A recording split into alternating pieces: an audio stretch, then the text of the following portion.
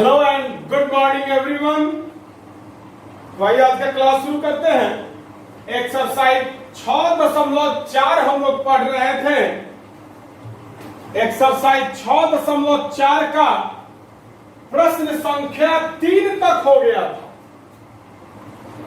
अब एक्सरसाइज 6.4 का प्रश्न संख्या 3 से आगे बढ़ने से पहले एक बहुत ही इंपॉर्टेंट थ्योरम है, एक बहुत ही इंपॉर्टेंट नियम है, एक बहुत ही इंपॉर्टेंट प्रमेय है जिसके बारे में हम लोगों को जान लेना ज्यादा जरूरी है। तो प्रमेय है मध्य बिंदु प्रमेय। क्या है? मध्य बिंदु प्रमेय। मध्य बिंदु प्रमेय क्या कहता है? तो ध्यान दीजिएगा। मध्य बिंदु प्रमेय कहता है कि किसी त्रिभुज की किन्हीं दो भुजाओं के मध्य बिंदुओं को मिलाने वाला रेखाखंड तीसरी भुजा के समानांतर एवं आधा होता है। समानांतर एवं आधा होता है, यही है मध्य बिंदु प्रमेय। क्या है? मध्य बिंदु प्रमेय कहता है। चलिए ध्यान दीजिएगा। तो पहले इसको समझा जाए कि मध्य बिंदु प्रमेय होता क्या है और इसका क्या यूजेज होता है। तो आइए देखिए ध्यान से। मान लो एक त्रिभुज है बउआ।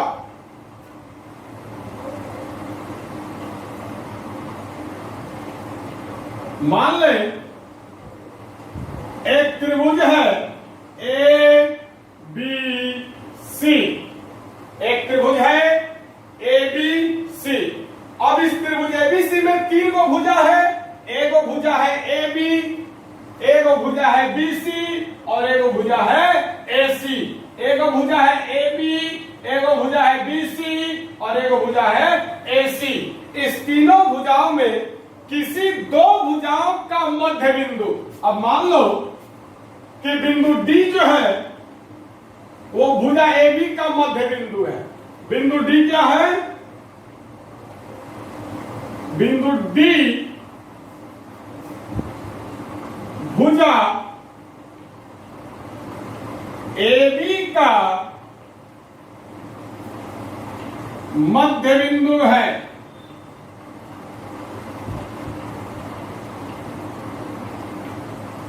और मान लो कि कोई बिंदु E है जो भुजा AC का मध्य बिंदु है एवं बिंदु E भुजा AC का मध्य बिंदु है। बात को ध्यान से समझिएगा, बहुत ही जरूरी चीज है। क्या? तो बिंदु D क्या है? भुजा AB का मध्य बिंदु है। मध्य बिंदु का मतलब दो बराबर भागों में बांट देने वाला। मध्य बिंदु के बारे में मैंने आपको बताया गया पिछले क्लासेस में। तो बिंदु D जो है वो भुजा AB का मध्य बिंदु है। मतलब ये बिंदु D क्या कर रहा है? भुजा AB को दो बराबर भागों में बांट दे रहा है। मतलब जितना AD है उतना ही BD भी है, जितना ये है उतना ये भी है। बिंदु D क्या कर रहा है? AB को दो बराबर भागों में बांट दे रहा है। मतलब बिंदु D क्या है? भुजा AB का मध्य बिंदु है। वैसे ही बिंदु E क्या है? भुजा AC का मध्य बिंदु है। मतलब बिंदु E भुजा AC को दो बराबर भागों में बांट दे रहा है। बिंदु E क्या कर रहा है? भुजा AC को दो बराबर भागों में बांट दे रहा है। चलिए, दो बराबर भागों में बांट दे रहा है। मतलब जितना AE है उतना ही CE भी है। मतलब बिंदु E क्या? भुजा AC का मध्य बिंदु है। तो देखिएगा, किसी त्रिभुज की किन्हीं दो भुजाओं के मध्य बिंदुओं को मिलाने वाला रेखाखंड। तो ये त्रिभुज ABC का दो भुजा AB और AC पर दो मध्य बिंदु है। AB का मध्य बिंदु है D और AC का मध्य बिंदु है E। इस मध्य बिंदुओं को मिलाने वाला रेखाखंड। अब D और E को मिला दो। बिंदु D क्या है? AB का मध्य बिंदु है बिंदु ई क्या है, AC का मध्य बिंदु है। तो D और E को मिला दो तो D जो है वो BC के समानांतर एवं आधा हो जाता है। तो इसीलिए D जो है वो समानांतर हो जाएगा BC के, तथा D बराबर BC बटा 2 होगा। यही कहता है मध्य बिंदु प्रमेय, यही कहता है मध्य बिंदु प्रमेय। मध्य बिंदु प्रमेय क्या कहता है कि किसी त्रिभुज की किन्हीं दो भुजाओं के मध्य बिंदुओं को मिलाने वाला रेखाखंड तीसरी भुजा के समानांतर एवं आधा होता है। तो बिंदु D क्या है, भुजा AB का मध्य बिंदु है। बिंदु E क्या है, भुजा AC का मध्य बिंदु है। तो D जो है वो BC के समानांतर होगा और D जो है वो BC का आधा भी होगा। यही है मध्य बिंदु प्रमेय। तो मैंने लिख दिया बिंदु D जो है भुजा AB का मध्य बिंदु है एवं बिंदु E जो है वो भुजा AC का मध्य बिंदु है। इसीलिए D और BC समानांतर होगा तथा D जो है वो BC का आधा होगा, मतलब D बराबर BC बटा 2 होगा। यही है मध्य बिंदु प्रमेय। अब आइए इसी क्वेश्चन को दूसरे तरीका से देखा जाए। एक और त्रिभुज ले लो ABC, ABC। अब मान लो AB का मध्य बिंदु D है, मतलब AD और DB बराबर है, और BC का मध्य बिंदु मान लो E है, मतलब BE और C क्या है, बराबर है। तो AB का मध्य बिंदु D है और BC का मध्य बिंदु E है, तो DE जो है वो AC के समानांतर एवं आधा होगा। तो देखिएगा बिंदु D तथा E क्रमशः भुजा AB तथा BC का मध्य बिंदु है, मध्य बिंदु है। तो इसीलिए D जो है वो AC के समानांतर हो जाएगा, D समानांतर AC तथा D बराबर AC बटा 2 होगा। मेरे बात को समझिएगा, मध्य बिंदु प्रमेय कहता है कि अगर किसी त्रिभुज की दो ठो भुजाओं के मध्य बिंदुओं को मिलाने वाला रेखाखंड जो होता है वह तीसरी भुजा के समानांतर एवं आधा होता है।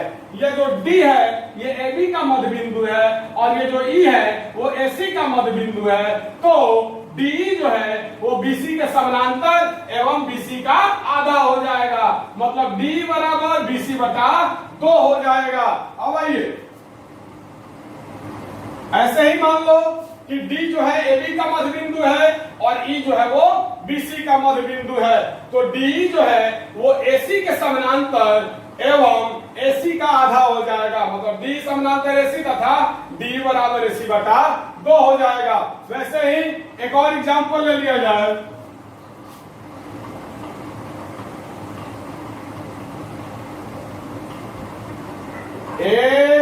ABC, मतलब पारस्परिक तीनों भुजा के समानांतर मैं करके दिखा रहा हूं।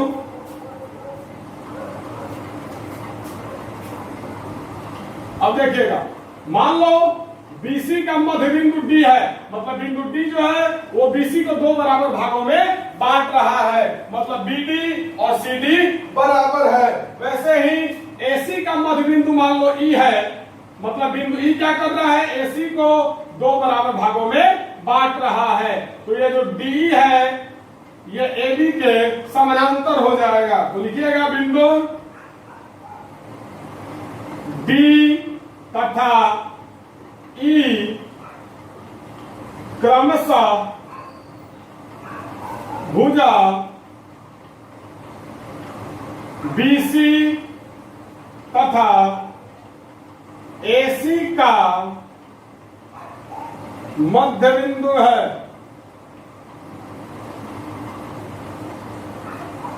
इसीलिए D जो है वो AB के समानांतर तथा AB का आधा हो जाएगा।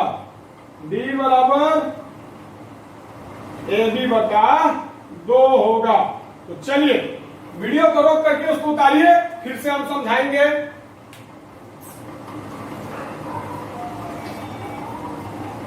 वीडियो को रोक करके उतारिए जल्दी।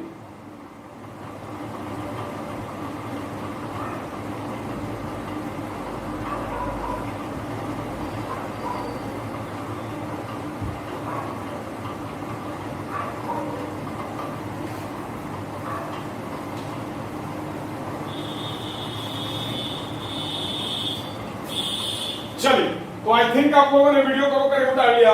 एक बार फिर से समझा जाए क्या? तो मध्य बिंदु प्रमेय, मध्य बिंदु प्रमेय क्या होता है 9th क्लास में पढ़ना है। मध्य बिंदु प्रमेय और उसका विलोम ये हम लोगों को 9th क्लास में पढ़ना है। तो मध्य बिंदु प्रमेय क्या होता है? तो किसी त्रिभुज की किन्हीं दो भुजाओं के मध्य बिंदुओं को मिलाने वाला रेखाखंड जो है वह तीसरी भुजा के समानांतर एवं आधा होता है। मतलब कोई त्रिभुज है, उस त्रिभुज के दो भुजा का मध्य बिंदु को अगर हम लोग मिला रहे हैं तो वह तीसरी भुजा के समानांतर एवं आधा होता है। अब आइएगा, कोई त्रिभुज है ए बी सी, आप लोगों ने उतार दिया है। कोई त्रिभुज है ए बी सी, तो इसके भुजा ए बी पर कोई मध्य बिंदु है डी और भुजा AC पर कोई मध्य बिंदु है E। और जब हम लोगों ने D और E को मिलाया तो एक रेखाखंड बना।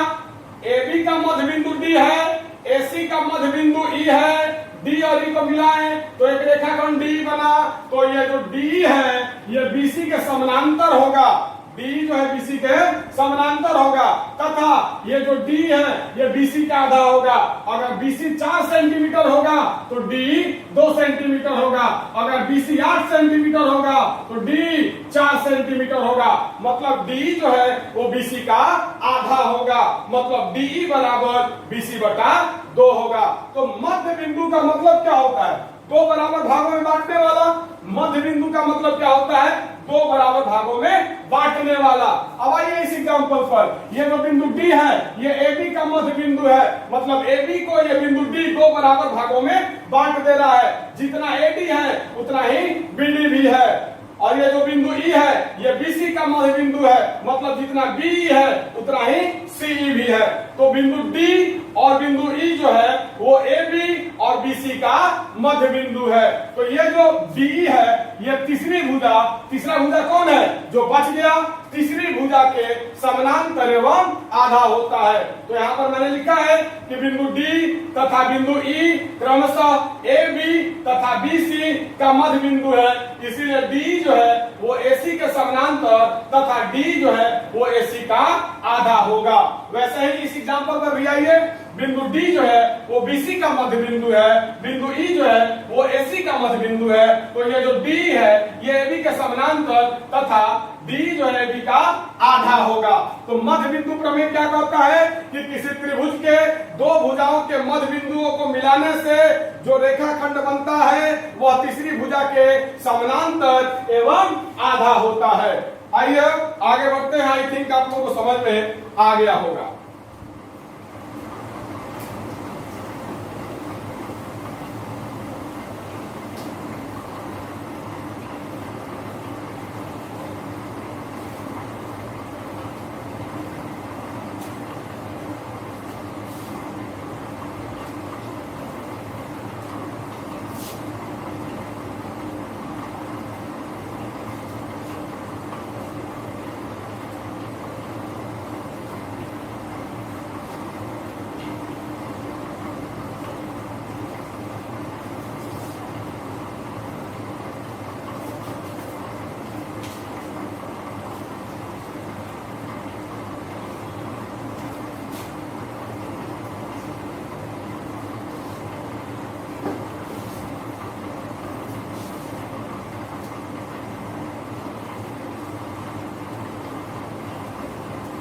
चलिए एक बार फिर से मध्य बिंदु प्रमेय तो देखिएगा, कोई त्रिभुज है,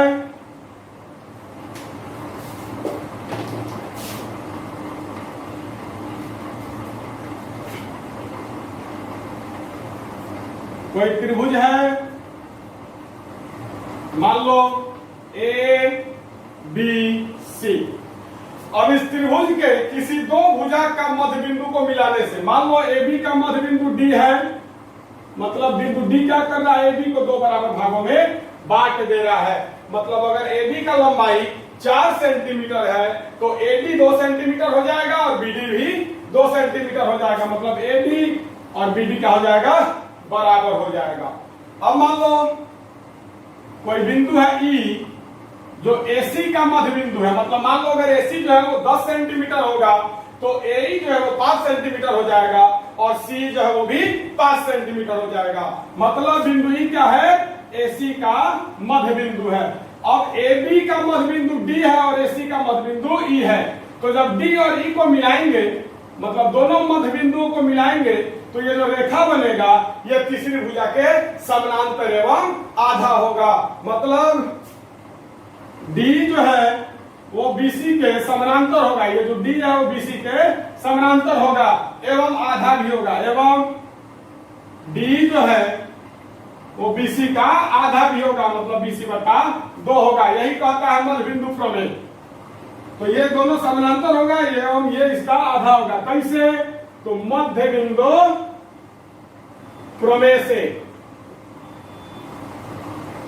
तो इस चीज को आप लोगों ने उतार लिया है। तो आइए अब हम लोग आगे बढ़ते हैं, अब एक्सरसाइज पर हम लोग आ जाए।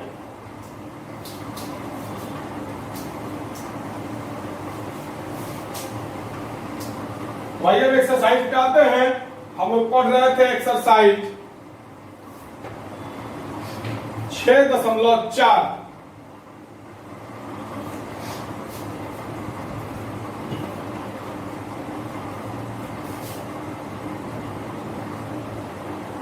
एक्सरसाइज 6.4 का 4 नंबर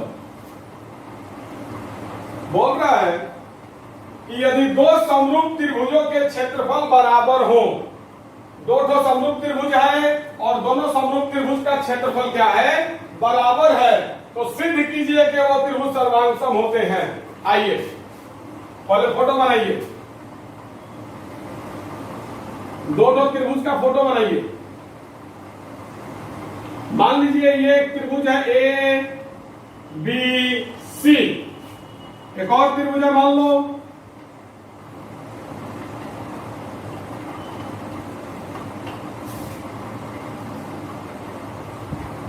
पी क्यू आर।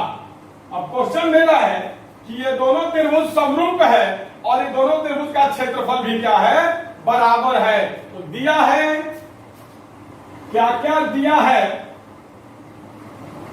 तो दिया है त्रिभुज ए बी सी समरूप है त्रिभुज पी क्यू आर के, तथा त्रिभुज ए बी सी का क्षेत्रफल बराबर त्रिभुज पी क्यू आर का क्षेत्रफल है। तो सिद्ध क्या करना है,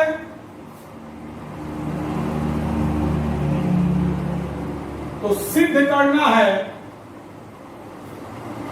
क्या, तो त्रिभुज ए बी सी सर्वांगसम होगा त्रिभुज पी क्यू आर के।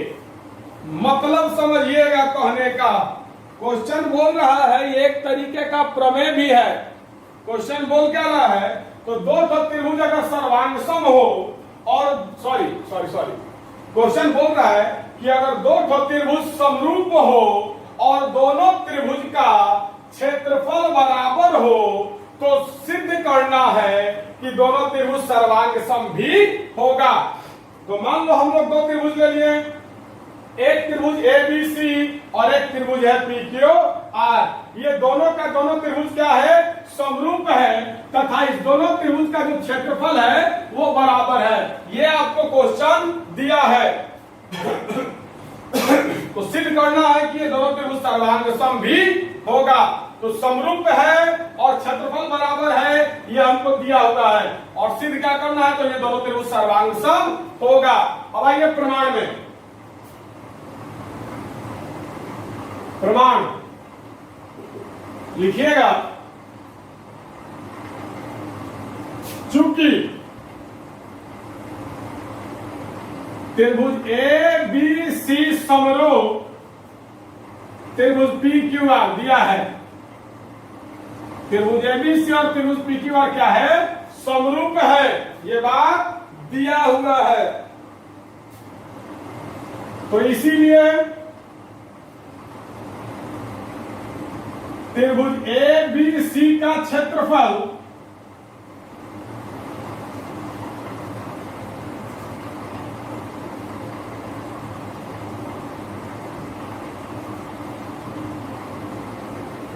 तो इसीलिए त्रिभुज ए बी सी का क्षेत्रफल बटा त्रिभुज पी क्यू आर का क्षेत्रफल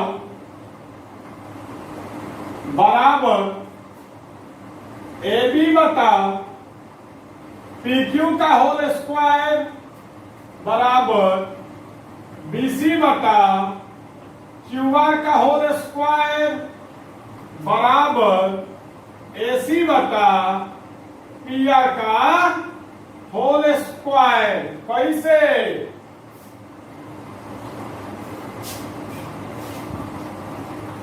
तो प्रमेय 6.6 से। कैसे, तो प्रमेय 6.5 है शायद। एक मिनट,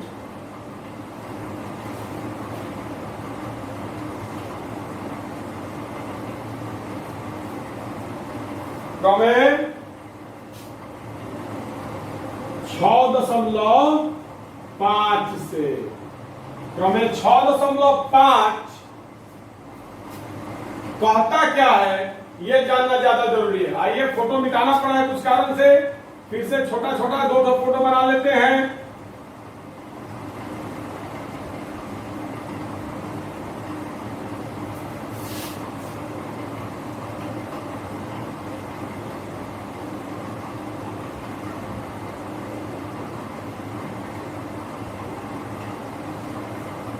तो चलिए फिर से एक बार इसको अच्छी तरीके से समझा जाए। चलिए ध्यान दीजिएगा। क्वेश्चन में दिया है कि ये दोनों का दोनों त्रिभुज समरूप है और इस दोनों त्रिभुज का जो क्षेत्रफल है वो भी बराबर है। यह हम लोग को दिया हुआ है। क्या, तो त्रिभुज एबीसी और त्रिभुज पीक्यूआर समरूप है तथा त्रिभुज एबीसी का क्षेत्रफल बराबर त्रिभुज पीक्यूआर का क्षेत्रफल है। हम लोग को सिद्ध क्या करना है, तो हम लोग को सिद्ध करना है कि ये दोनों त्रिभुज जो है वो क्या है, सर्वांग सम है। तो प्रमाण में आइएगा, चूंकि त्रिभुज एबीसी और त्रिभुज पीक्यूआर समरूप है, दिया है, क्वेश्चन दिया हुआ है कि ये त्रिभुज ए बी सी और ये जो त्रिभुज पीक्यूआर है ये दोनों का दोनों क्या है, समरूप है। तो आप लोगों को मैंने पिछले क्लास में बताया है कि दो त्रिभुज अगर समरूप है तो उसके क्षेत्रफलों का अनुपात जो होता है संगत भुजा के वर्ग के अनुपात के बराबर होता है। अगर दो त्रिभुज समरूप है तो उसके क्षेत्रफलों का अनुपात संगत भुजा के अनुपात के वर्ग के बराबर होता है। यही है प्रमेय 6.5।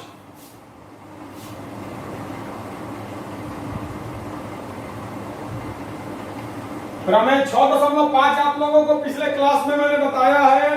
प्रमेय 6.5 जो है वो क्या है, तो अगर दो त्रिभुज समरूप है तो उनके क्षेत्रफलों का जो अनुपात है वो क्षेत्रफलों का जो अनुपात है वो उनके संगत भुजाओं के अनुपात के बराबर होता है। सॉरी एक मिनट एक मिनट एक मिनट,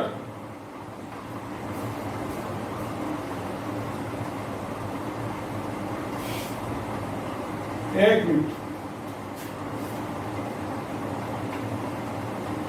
प्रमेय 6.6 है वो, आप लोग को याद होगा क्या है, प्रमेय 6.6 है।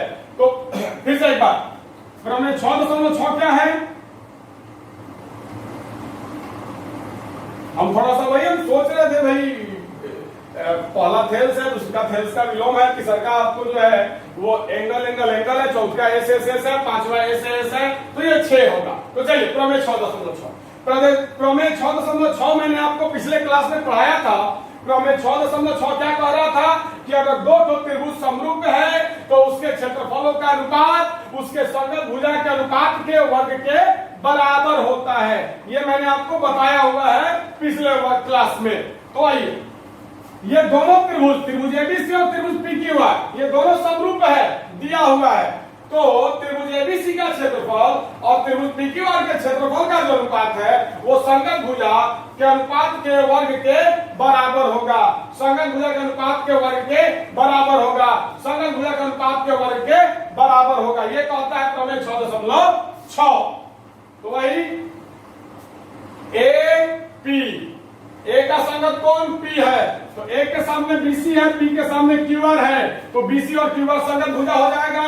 उसके बाद बी और क्यू, तो बी के सामने एसी है, क्यू के सामने पीआर है, एसी और पीआर भी क्या हो जाएगा? संगत भुजा हो जाएगा। सी और आर, तो सी के सामने एबी है, आर के सामने पीक्यू है, एबी और पीक्यू भी क्या हो जाएगा? संगत भुजा हो जाएगा। तो ये दोनों त्रिभुज समरूप है, तो इसके क्षेत्रफल का जो अनुपात है संगत भुजा के वर्ग अनुपात के वर्ग के बराबर होता है प्रमेय 6.6 से। अब आइए, अब लिखेगा या त्रिभुज ए बी सी का क्षेत्रफल बटा त्रिभुज ए बी सी का क्षेत्रफल। कैसे ये मामला कैसे होगा? तो आप देख सकते हैं कि त्रिभुज एबीसी का क्षेत्रफल और त्रिभुज पीक्यूआर का क्षेत्रफल बराबर है। आपको दिख रहा होगा कि त्रिभुज एबीसी का जो क्षेत्रफल है और त्रिभुज पीक्यूआर का जो क्षेत्रफल है वो दोनों का दोनों क्षेत्रफल क्या है? बराबर है। त्रिभुज एबीसी का क्षेत्रफल त्रिभुज पीक्यूआर का क्षेत्रफल क्या है? बराबर है। तो त्रिभुज पीक्यूआर के क्षेत्रफल के जगह पर हम लोग त्रिभुज एबीसी का क्षेत्रफल लिख सकते हैं, क्योंकि त्रिभुज पीक्यूआर का क्षेत्रफल और त्रिभुज एबीसी का क्षेत्रफल बराबर है। तो इसके जगह पर हम लोग ये लिख सकते हैं, त्रिभुज पीक्यूआर के क्षेत्रफल के जगह पर हम लोग त्रिभुज एबीसी का क्षेत्रफल आसानी से लिख सकते हैं, बराबर एबी बटा एबी बटा पीक्यू का होल स्क्वायर है, बाहर निकलेगा तो एबी का स्क्वायर बटा पीक्यू का स्क्वायर बराबर बीसी का स्क्वायर बटा क्यूआर का स्क्वायर बराबर एसी का स्क्वायर बटा पीआर का स्क्वायर। और यहां पर लिख दीजिएगा दिया है, क्या दिया है? तो दिया है त्रिभुज एबीसी का क्षेत्रफल और त्रिभुज पीक्यूआर का क्षेत्रफल बराबर है। तो त्रिभुज पीक्यूआर के क्षेत्रफल की जगह पर हम लोग त्रिभुज एबीसी का क्षेत्रफल लिखे हैं। कैसे? तो दोनों बराबर है, दिया है, तभी तो हम लोग ने लिखा, तो ब्रैकेट में लिख देना दिया है। अब देखिएगा, त्रिभुज एबीसी का क्षेत्रफल और ऊपर भी त्रिभुज एबीसी का क्षेत्रफल, मतलब त्रिभुज एबीसी का क्षेत्रफल त्रिभुज एबीसी का क्षेत्रफल कट गया, क्या बचा? एक बचा।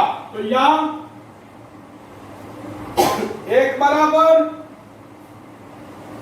एबी स्क्वायर बटा पीक्यू स्क्वायर बराबर बीसी स्क्वायर बटा क्यूआर स्क्वायर बराबर एसी स्क्वायर बटा पीआर स्क्वायर। अब आइए, अब अलग अलग लिख दीजिए, या एक बराबर एबी का स्क्वायर बटा पीक्यू का स्क्वायर, इसके बाद या एक बराबर बीसी का स्क्वायर बटे क्यूआर का स्क्वायर, या एक बराबर एसी का स्क्वायर बटे पीआर का स्क्वायर। अब देखिएगा, एक जो है इसके ही बराबर है, इसके ही बराबर है, इसके ही बराबर है, तीनों के बराबर है। एक जो है वो इसके ही बराबर है, इसके ही बराबर है और इसके भी बराबर है। क्लियर? अब आइएगा, तो हमने लिख दिया एक बराबर एबी स्क्वायर बटे पी क्यू स्क्वायर, या एक बराबर बीसी स्क्वायर बटे क्यू आर स्क्वायर, या एक बराबर एसी बटे एसी स्क्वायर बटे पी आर का स्क्वायर। चलिए वीडियो को रोक करके उतारिए, उसके बाद आगे मिटाएंगे, तब फिर आगे बढ़ा जाएगा। वीडियो को रोक करके उतारिए।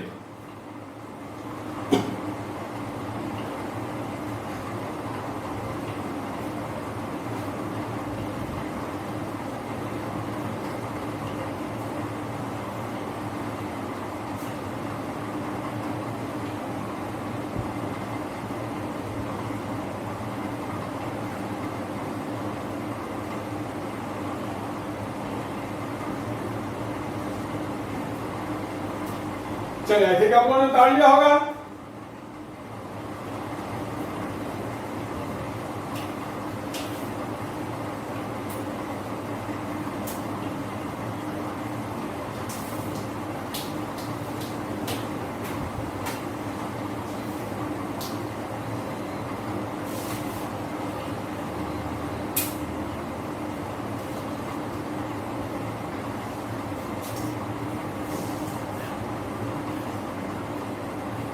चलिए अब यहां पर देखिएगा, एक बराबर ए बी स्क्वायर बटे पी क्यू स्क्वायर, तिरछा गुना करो पी क्यू स्क्वायर गुना एक में किसी भी संख्या से गुना करने पर कोई फर्क नहीं पड़ता है, तो क्या हो गया? पी क्यू स्क्वायर बराबर ए बी स्क्वायर, तिरछा गुना कर दिया पी क्यू गुना एक, पी क्यू स्क्वायर बराबर ए बी स्क्वायर, फिर या तिरछा गुना कर दो क्यू आर स्क्वायर गुना एक, क्या हो जाएगा? क्यू आर स्क्वायर एक से गुना करो कोई फर्क नहीं पड़ने वाला, बराबर बीसी स्क्वायर, फिर वही काम कीजिए पी आर स्क्वायर गुना एक, क्या हो जाएगा? पी आर स्क्वायर बराबर ए सी स्क्वायर। क्लियर? अब आइए, इसीलिए स्क्वायर से स्क्वायर कट जाएगा, क्या बचेगा? पी क्यू बराबर ए बी, यहां भी स्क्वायर से स्क्वायर कट जाएगा, क्या बचेगा? क्यू आर बराबर बी सी,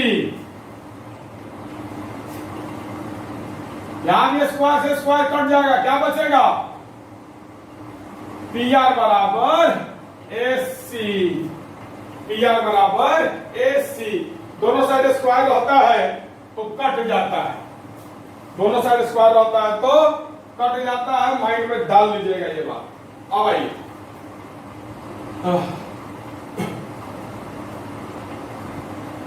हम लोग बहुत सारे क्वेश्चन में आप लोग देखते होंगे दोनों साइड स्क्वायर ला देते हैं, तो ला सकते हैं तो हटा भी सकते हैं। माइंड में डाल लीजिएगा एलएचएस और आरएचएस, दोनों साइड अगर स्क्वायर रहेगा तो कट जाएगा, दोनों साइड स्क्वायर रहेगा तो कट जाएगा। तो क्या आ गया? ए बी और पी क्यू बराबर हो गया, ये ए बी और ये पी क्यू है, तो पी क्यू जो है बी के बराबर हो गया, मतलब ए बी और पी क्यू बराबर हो गया, क्यू आर बीसी के बराबर हो गया, क्यू आर जो है वो बीसी के बराबर हो गया, और पी आर जो है वो एसी के बराबर हो गया। तो लिखेगा आपका त्रिभुज पी क्यू आर सर्वांग सम हो जाएगा त्रिभुज ए बी सी के कौन नियम से? तो एस एस एस सर्वांग समता से, यही सिद्ध करना था हम लोगों को, यही ना सिद्ध करना था, ये दोनों त्रिभुज को सर्वांग सम सिद्ध करना था। तो जब दोनों त्रिभुज का तीनों भुजा बराबर हो गया, मतलब पी क्यू और ए बी बराबर हो गया, ये पी क्यू और ये बराबर हो गया, ये क्यू आर और बीसी भी बराबर हो गया, और एसी और पी आर भी बराबर हो गया, तो ये दोनों का दोनों त्रिभुज सर्वांग सम हो गया। एस एस एस सर्वांग समता से अगर दो त्रिभुज का तीनों भुजा बराबर है तो दोनों त्रिभुज सर्वांग सम होता है। चलिए वीडियो को रोक करके उतारिए।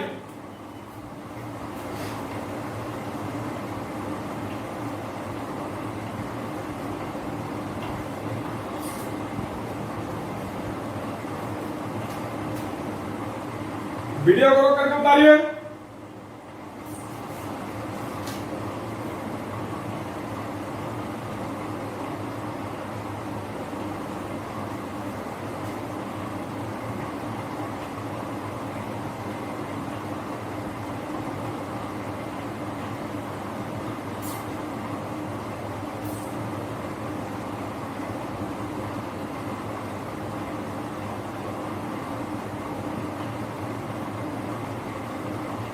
चलिए उतार लिए होंगे आई थिंक आप लोग।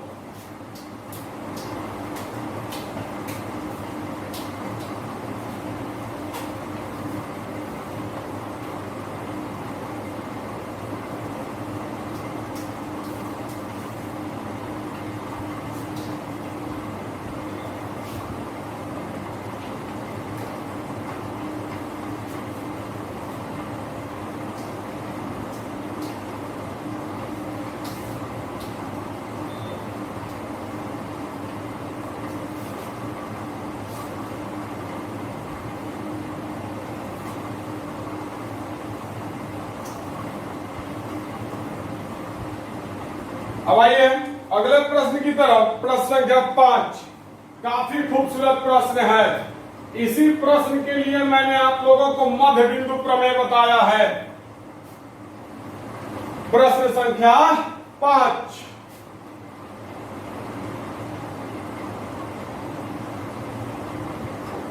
देखिएगा, एक त्रिभुज एबीसी की भुजाओं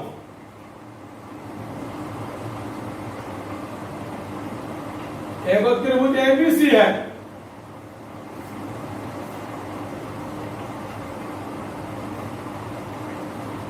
मान लो ये त्रिभुज है ए बी सी।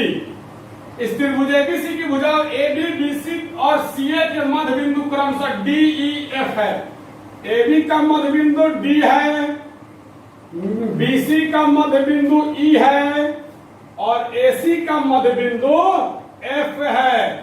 एबी का मध्य बिंदु डी है, मतलब बिंदु डी क्या कर रहा है, एबी को दो बराबर भागों में बांट रहा है। बीसी का मध्य बिंदु ई है, मतलब बिंदु ई क्या कर रहा है, बीसी को दो बराबर भागों में बांट रहा है। और एसी का मध्य बिंदु एफ है, मतलब बिंदु एफ क्या कर रहा है, एसी को दो बराबर भागों में बांट रहा है। तो बोल रहा है कि डीएफ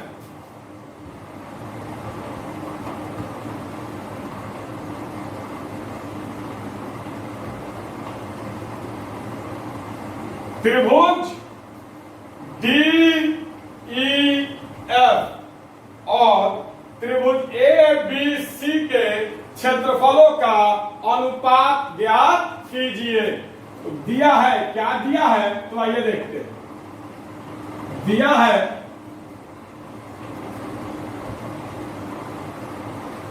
त्रिभुज ए बी सी की भुजाओं A B comma B C और सी ए के मध्य बिंदु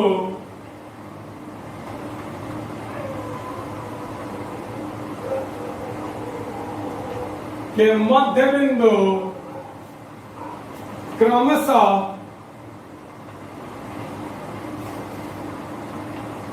डी ई और एफ है।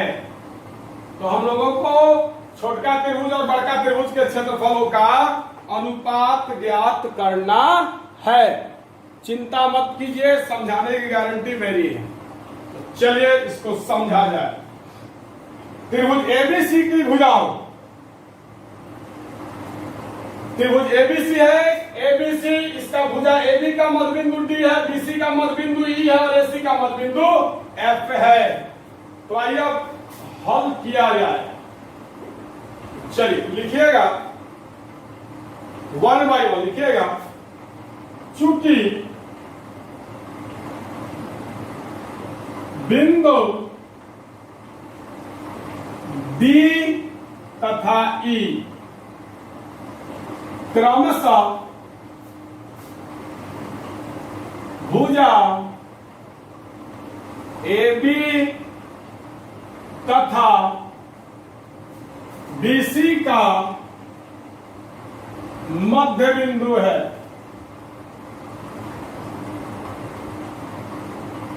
मध्य बिंदु है, दिया है, ये चीज दिया है, ध्यान से समझिएगा।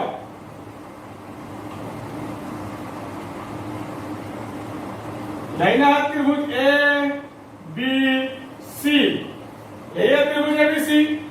AB का मध्य बिंदु D है और BC का मध्य बिंदु E है। तो ये जो D है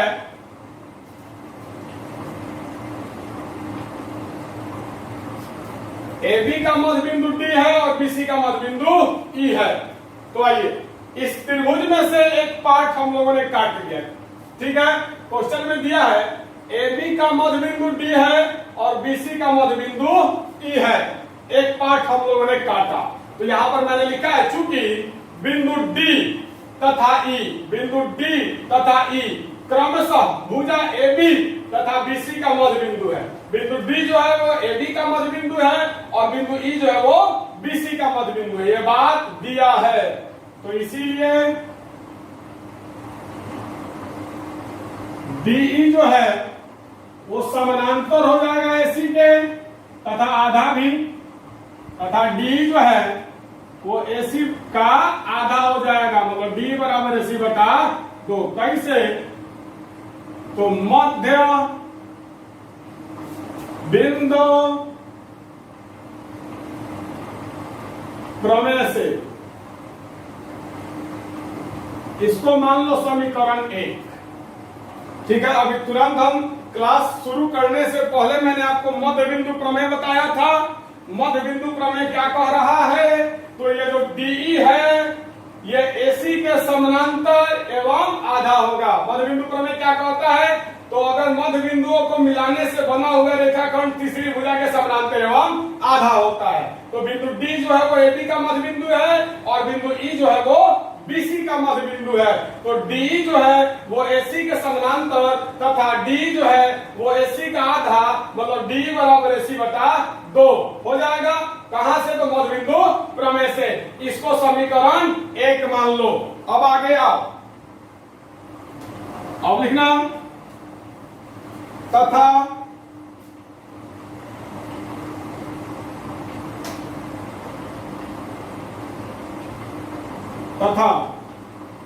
चूंकि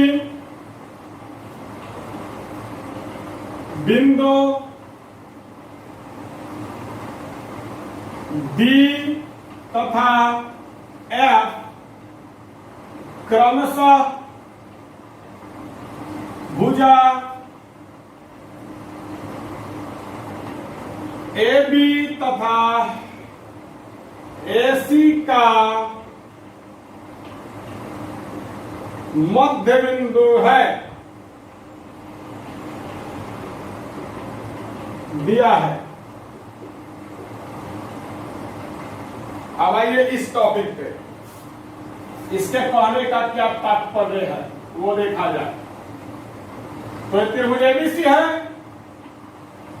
और बिंदु D जो है वो AB का मध्य बिंदु है, अभी तुरंत बताए हैं, और बिंदु F जो है वो AC का मध्य बिंदु है। क्वेश्चन में दिया हुआ है कि AB का मध्य बिंदु D है और CA मतलब AC चाहे CA दोनों एक ही चीज है, AC और C अलग अलग नहीं है, और CA का मध्य बिंदु F है। तो AB का मध्य बिंदु D है और CA का मध्य बिंदु F है। तो D और F को मिलाया जाएगा तो ये DF जो है वो BC के समानांतर एवं आधा होगा। तो इसीलिए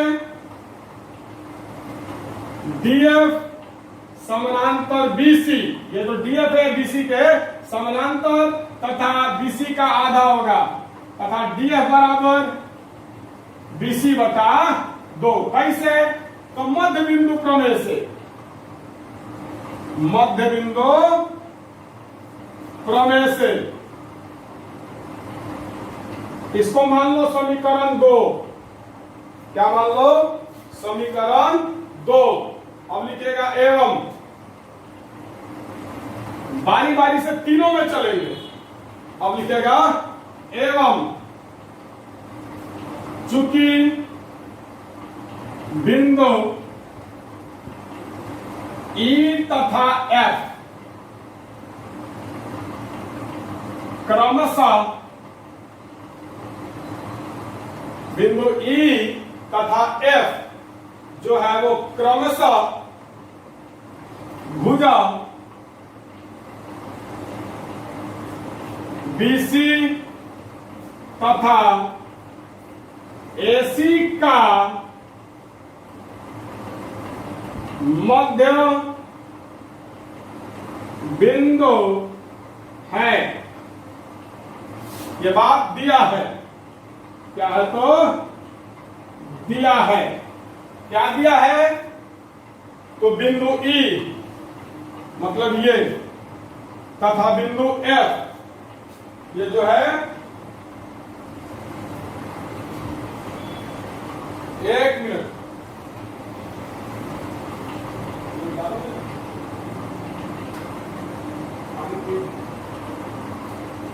चलिए, तो दिया है क्या? तो बिंदु E तथा F क्रमशः भुजा BC तथा AC का मध्य बिंदु है, दिया है। इसका मतलब समझिएगा ध्यान से,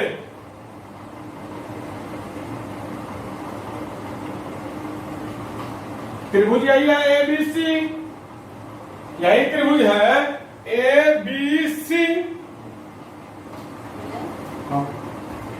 ABC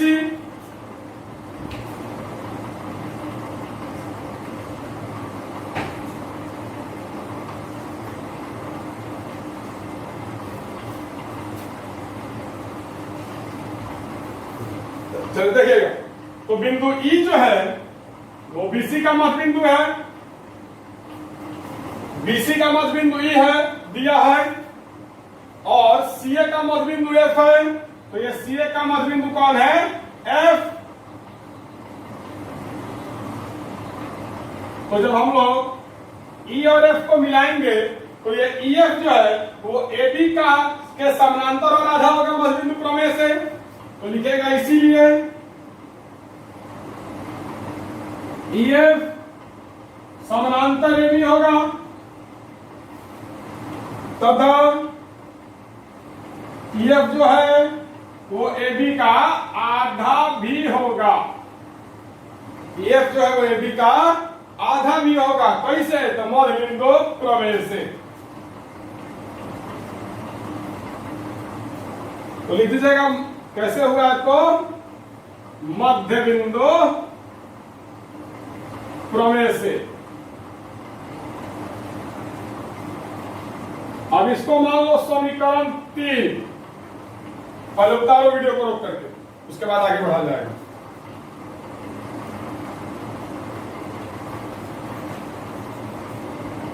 वीडियो को रोक करके उतारिए।